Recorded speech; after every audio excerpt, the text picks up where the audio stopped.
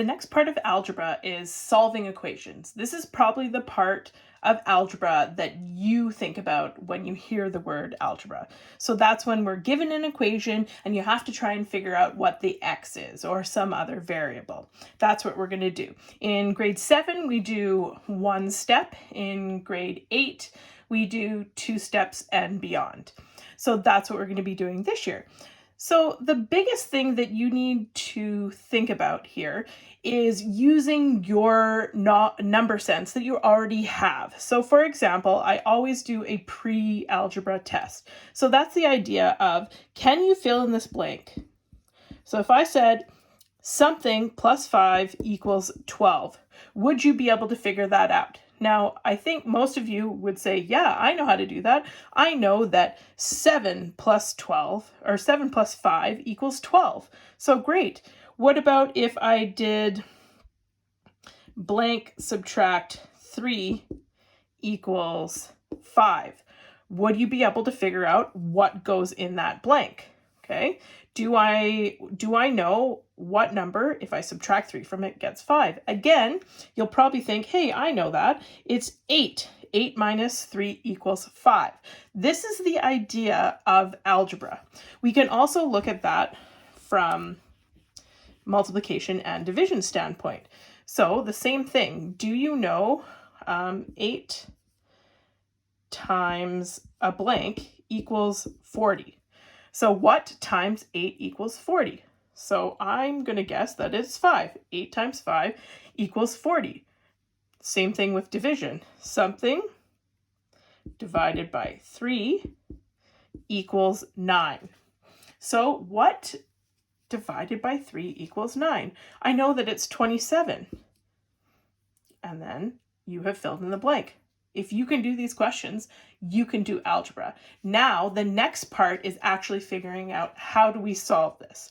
We start with one-step equations because as you get older and more advanced into math and other things that you need to do, we'll add on steps. So we need to get really good at the steps in one step. So if you think about these ones that I have right here, before I figured out the blank, what's another way that I could figure this out?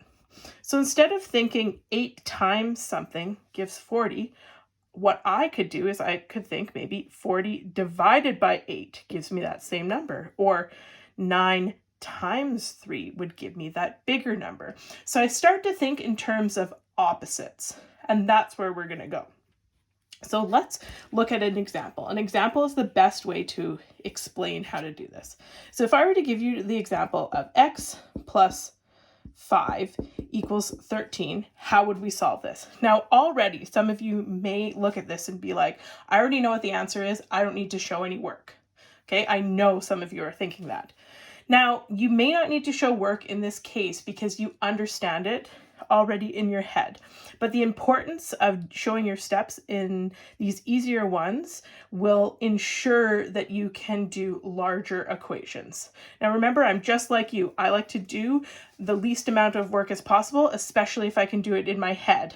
But what I found as I got older and into harder math is I would lose track of the math that I was doing because I was trying to do it too fast. That's why I really, really want you to show your work here.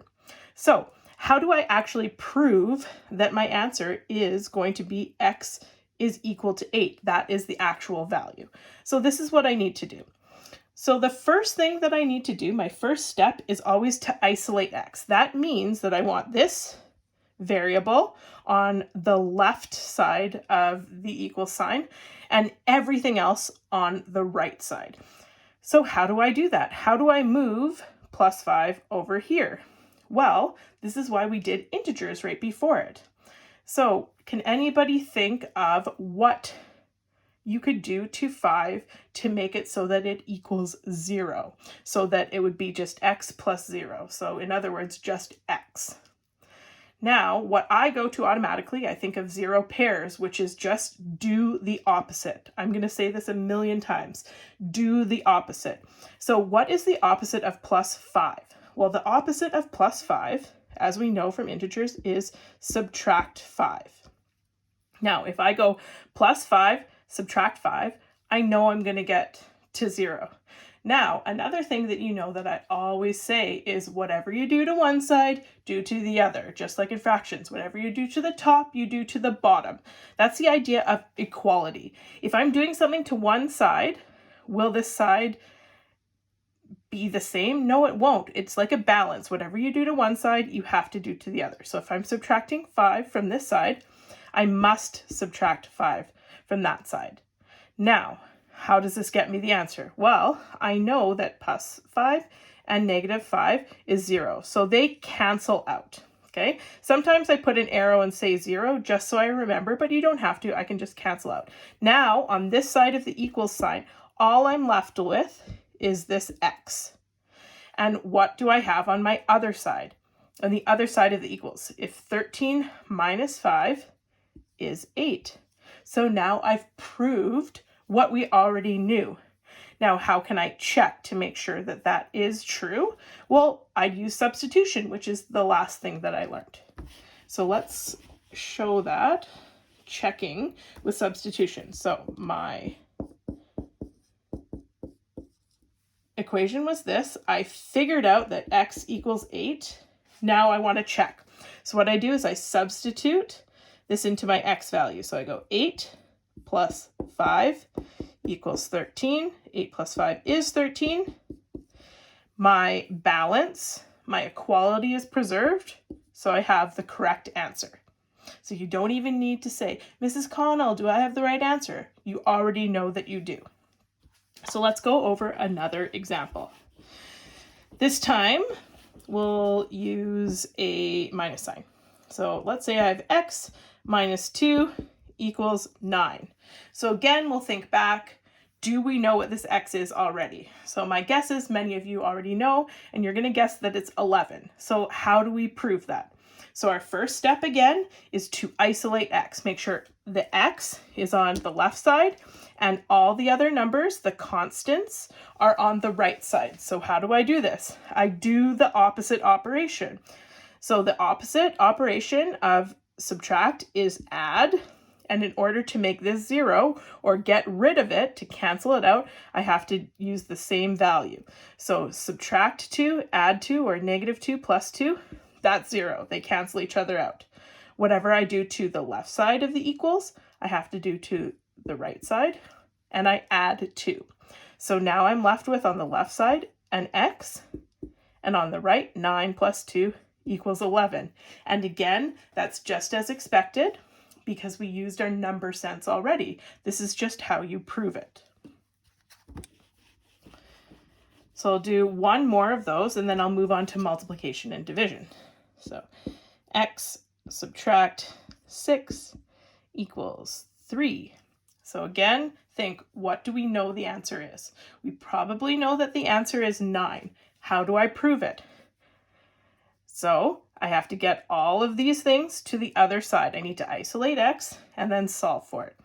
So subtract 6, the opposite of it is add 6. Whatever I do to one side, I must do to the other. So now negative 6 plus 6, they cancel each other out. I'm left with only x on the left side, and 3 plus 6, 9 on the right side. So again, we're going to check to make sure our answer is correct. We don't have to do this every time, but I like to show this to make sure that we know. Is this what it was? I think I messed this up. I think it was x minus 6 equals 3. Now, I know that my answer is 9, so I'm going to substitute this 9 in. So I have 9 minus 6 equals 3. 9 minus 6 is 3. My equality is preserved and shown, so check, I have the correct answer. Now, how does this work with multiplication and division? Well, it works exactly the same way. So let's start with a multiplication one. So 4x. Remember from our other videos and our other understanding, this means that there's 4 x's or 4 times x. So if 4x equals 20, what does the x equal? So we'd think to myself, what do you think it's going to be equal to? So what times 4 is equal to 20? I know that 4 times 5 is equal to 20. So I'm going to keep that in the back of my mind. But how can I prove this? Now this one is a little less obvious to see, but I'm hoping that you can follow along.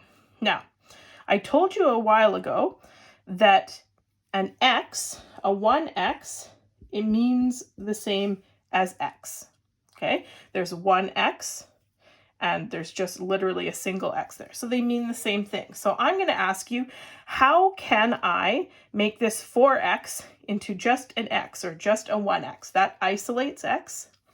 How would I do that? Well, wait a second. I know that you told me to do the opposite. Well, what's the opposite of 4 times or multiplied by 4? The opposite of that is divide by 4. So we need to remember that this division bar, that's division. We usually think about it for fractions, but remember we've learned percents, we know that that's division. So 4 divided by 4, hey, wait, that gives us to that 1x.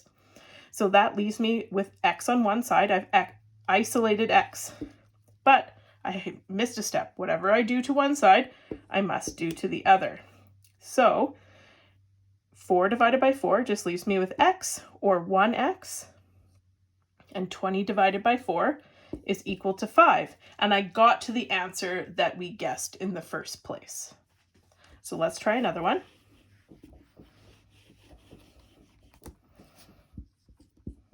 So I have 3x equals 36. So maybe this one you're like, oh, I'm not sure what that is, but I know the steps to figure this out. So what I always do, I identify what operation is happening so I can isolate x. I know this means 3 times x.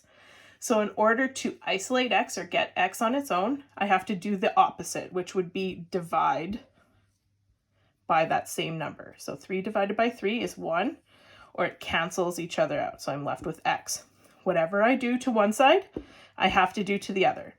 So 36 divided by 3 is 12.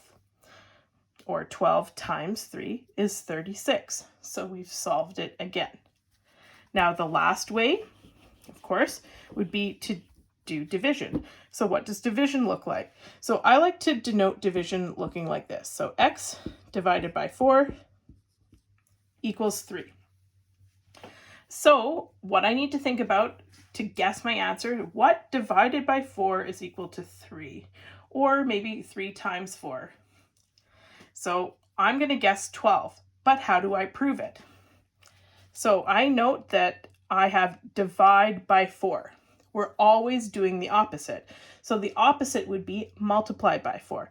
So now what I'm going to do is I'm going to multiply both sides by 4. When I show it on this side, now see how I'm already using an x? If I write my multiplication sign, it gets confusing. This is why we start using brackets. So I put brackets around and I put the 4 up here. This means this whole thing is multiplied by 4. But wait, what did we learn in the last step? If we have a 4 and it's above the division line, 4 divided by 4 is 1, so they cancel each other out. And then I multiply by 4. Whatever I do on one side, I have to do on the other. So I'm left with x on this side and 12 on this side. So x equals 12, just as I guessed. Let's try another one.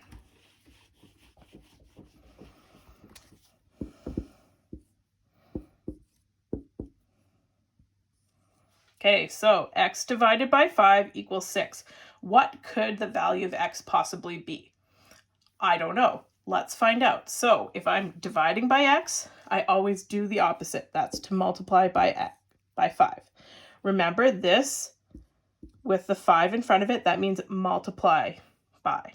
We know that because this is on the top, this is on the bottom, this is like 5 divided by 5, it cancels out. Whatever I do to one side, I do to the other. So I have x left out because these 5's canceled, and then I'm left with 30. And that's how you solve one-step equations. So to recap, first step is always to isolate x. Then what you do to solve is you do the opposite operation of whatever is there, and that will give you the answer.